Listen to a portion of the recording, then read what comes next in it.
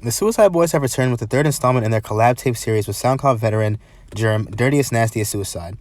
The first tape, released in 2016, is a SoundCloud classic, and one of the factors that made me like Germ a bit more than Puya, who was the frontman of the Buffet Boys collective along with Fat Nick. This third entry into the series shows how Ruby, Scrim, and Germ have refined a sound that was a major tentpole in my discovery of emo rap.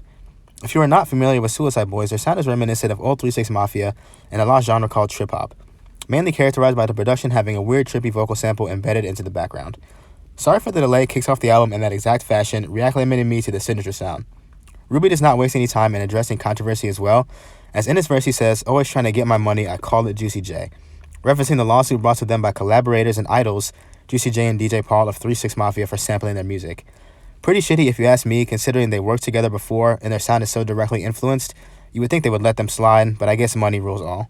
Buckhead is an absolute banger that comes in with a cinematic whistle that sounds like a Nerf football was sampled and made into a hit. Germ's verse shines on this track, which is fitting as it is named after a neighborhood in his hometown of Atlanta. I Dream of Chrome is an electronic synth-led track that you could hear Lil Uzi or maybe Yeet on. This is easily the most different track on the project as the production departs from the grimy and dark vibe of the rest of the album.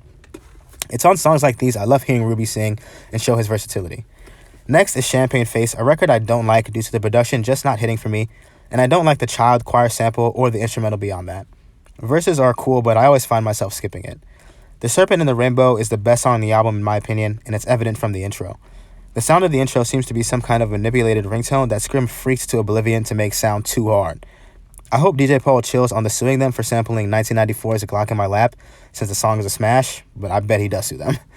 Next is My Sister Sweet by My Sig Sar, easily the best beat on the album. I listen to the song every day just to hear the synth breakdown that comes in between the verses. The album rounds out with what I am sure others might think is the best song in the project in Center Core Nevermore.